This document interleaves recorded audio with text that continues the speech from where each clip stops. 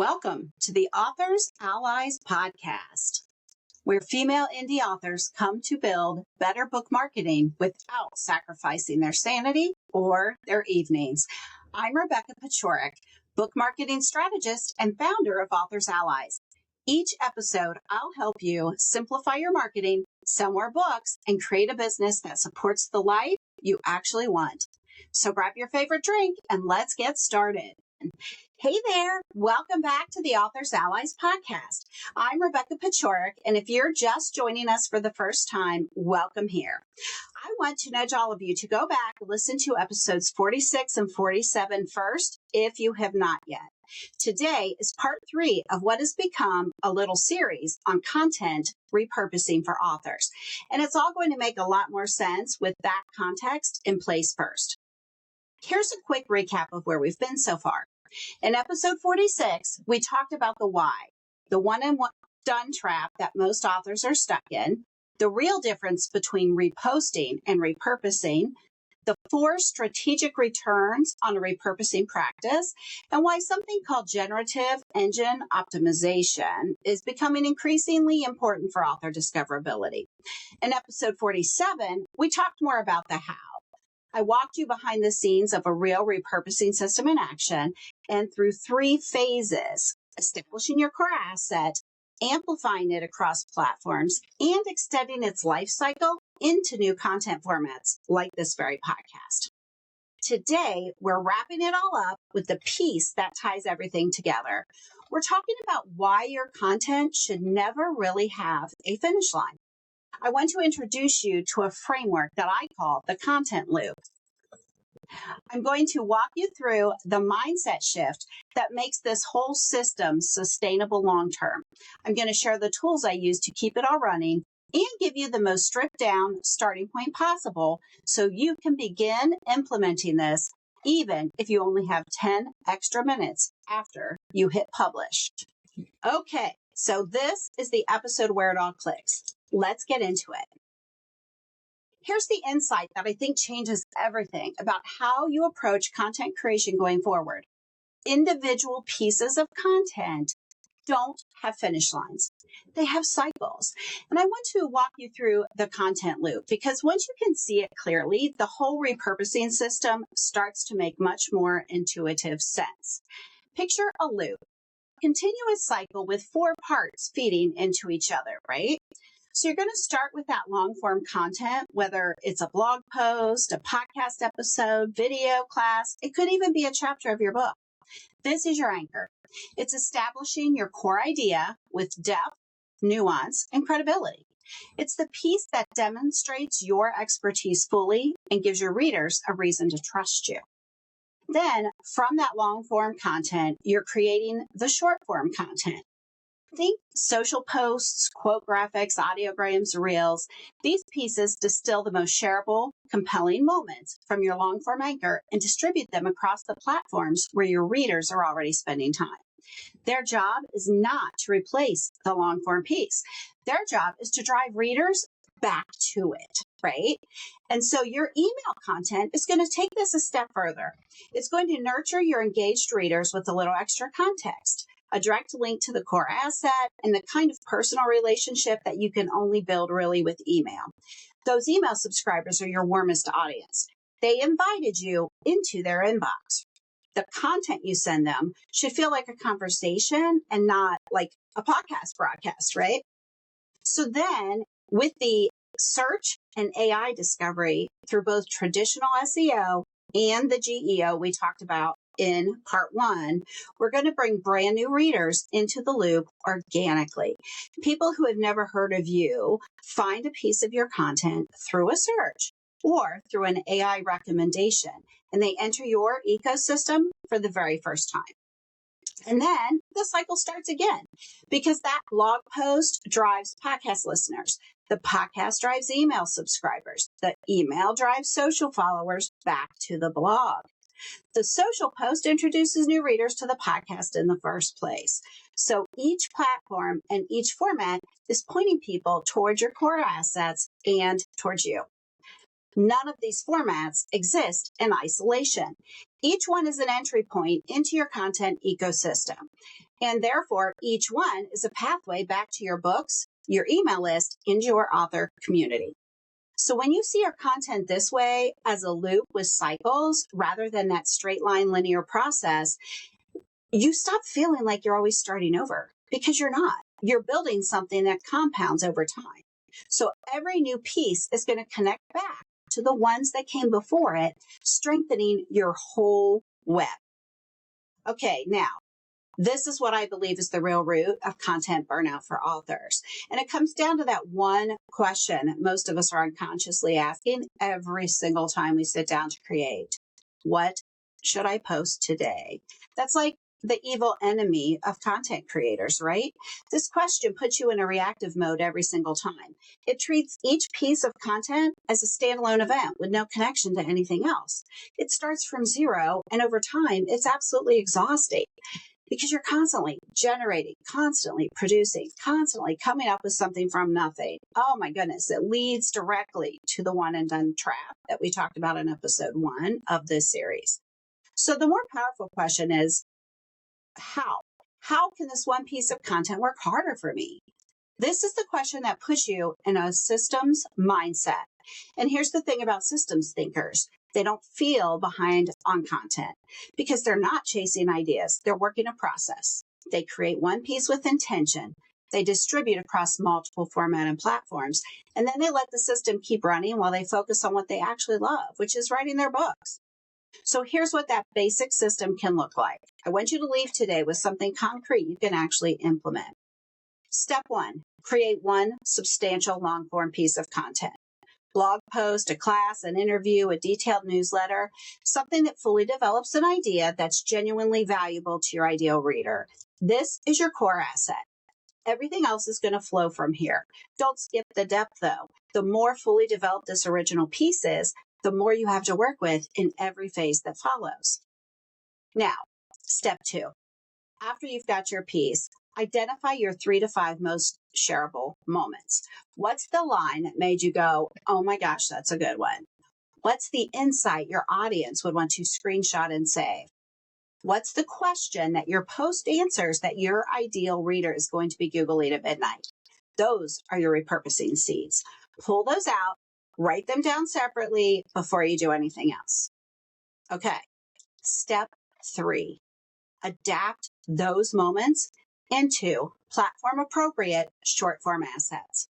Graphics for social, a short video clip where you talk about the idea casually on camera, an email excerpt that opens with a personal story, a story post. You're not copying and pasting the same text everywhere.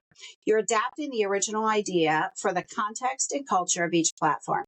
The core is the same. The format fits where it's going. Got all that? Okay. Step 4.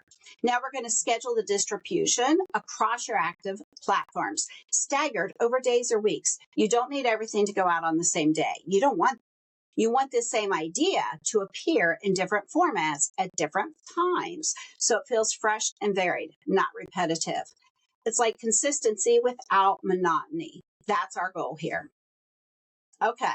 The next step is to build in a repost or reshare every 30 to 60 days. Set it up now in advance so the content resurfaces automatically for readers who missed the first wave. Most scheduling tools will let you do this. And if you build it into your workflow from the start, you never have to do it manually. Okay. In step 6, we're going to connect each asset back to that original long form piece. Can you see the circle in your head? Every short form asset should have a link, a mention, and a call to action that points your reader back to that full piece. This is how the loop stays connected. This is how you build the web of your entire ecosystem. That is the full cycle. I want to acknowledge it might sound like a lot when you read through it all at once or when you listen to these episodes back to back. But once you run through it a couple of times, it really does become second nature. It becomes the habit that multiplies the value of everything you create. one thing. It all starts with just one piece. Okay, so the tools that make this work efficiently, because I get asked about this constantly, I want to give you a realistic picture, not a list of everything, but what I actually use and why I use it. For the synthesizing and drafting, I mentioned before, I use Google Notebook LM and Claude. Notebook LM organizes your source material and pulls some pieces for you. I use it heavily when I'm working from a class or a live session to create slide content and outlines. Then Claude is my go-to for turning raw transcripts into polished blog drafts. It's fast. It preserves your voice when you prompt it well, and it's genuinely excellent at taking that messy raw material and shaping it into something clean and readable. For publishing and email distribution, I'm using Substack as well as my blog on my website. Those are my homes for long-form content. I love that on Substack, I can handle publishing and email simultaneously. That built-in distribution is a time saver. I also use BookFunnel, MailChimp, and Go High Level. High Level is a great option depending on your setup and what you need all around because it's an all-in-one solution that manages my email list, my CRM, my automations, and more. For scheduling and social distribution, I also use High Level. However, Metricool has a free version you can use. Hootsuite is another solid, simple program to use for social distribution. And if you're just on Meta, you can use Meta to schedule on both your Facebook and Instagram at the same time. The specific tool really matters less than the feature you're looking for, and that's the ability to schedule future reposts automatically. That one capability is what takes the remember to share this in 6 weeks off your plate entirely and lets the system run itself. Now, I want to be clear about this. You do not need all of these tools to start. A simple blog, a basic email service, and one scheduling tool are genuinely enough to build your first repurposing system. Start with what you have. Add the tools as you grow into needing them. If you're starting to get a little scared, I want to leave you with what I think of as the minimum viable workflow. The absolute simplest version of repurposing that still makes a meaningful, measurable difference in your content reach. I know that for some of you, the full 6-step system might feel like too much to take on right now. And I want you to be able to start somewhere today, not someday when everything is perfectly set up. Here it is. The minimum viable workflow only has 3 steps. Step 1, publish your core content. Blog, newsletter, whatever it is. That's the starting point. Step 2, pull one shareable quote or insight and turn it into a graphic. Just one. It doesn't have to be perfect. A clear quote on a branded background is enough. Canva makes this very easy, and if you have Substack, their built-in share assets feature can do it for you. Step 3, write one short social post that summarizes the core idea and links back to the full piece. A sentence or two, just the main point, a link. That's it. 3 steps, 10 extra minutes, and you have just doubled the distribution reach of that one piece of content. The same idea is now living in 2 places, your long-form home and your social feed, reaching 2 different audiences with 2 different entry points back to your core content. That is where the system starts. And every time you do it, it gets a little easier and a little faster. As you get comfortable, add a 3rd asset, then a 4th. Then you start building in the automated reposts. And before long, you have a full repurposing system running consistently. And your content is working for you instead of the other way around. Before we wrap up, I want to give you a homework assignment that is very doable. Go find one piece of content you've already published. Make it a simple blog post. You could even pick a longer social post that you've already done. Anything that you think that you have worked hard on and you have put out into the world at some point. Jot down 5 assets you could create from it right now. A quote graphic. What is the most shareable line in that piece? A short video. Could you sit down and just talk about it for a couple minutes like you would a friend? An email excerpt. What's the most valuable insight in that piece that you could pull out and send with a quick personal note to your email list? A social post. What is the one sentence summary of the core idea that would make someone want to click through and read the full piece? And a story announcement. A quick, casual, hey, I wrote something you need to see story post on Meta or Instagram. 5 assets, 1 source. That is the repurposing system in its most essential form. Here's what I want you to hear today and what you should take away from this entire series. You already have plenty of raw material to work with. You already did all the work. The repurposing is just the next step. Woo! Okay, friends, that is a wrap on the next episode here.